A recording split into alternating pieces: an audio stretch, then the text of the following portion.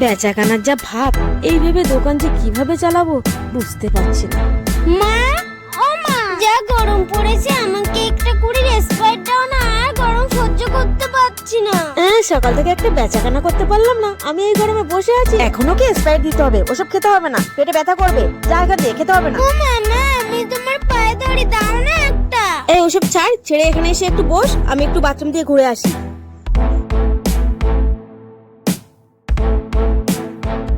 এই নিষেধ করার পরেও তুই শেষ পর্যন্ত চুরি করে নিয়েছিস? মা, চুরি করতে তো তুমি আমাকে বাধ্য করেছো। আমি তো তোমার কাছে ভালো মুখেই চেয়েছিলাম। মা, যদি স্প্রাইটটা তুমি আমাকে সহজেই দিতে, তাহলে আমি স্প্রাইটটা কখনোই চুরি করতাম না। এর জন্য দায়ী তুমি। স্প্রাইটটা তোকে আমাকে দিতে হতো। আজ হ্যাঁ, এবার বুঝতে পারছি আমাদের মতো মায়েদের জন্য তোদের মতো সন্তানরা চুরি করতে বাধ্য হয়।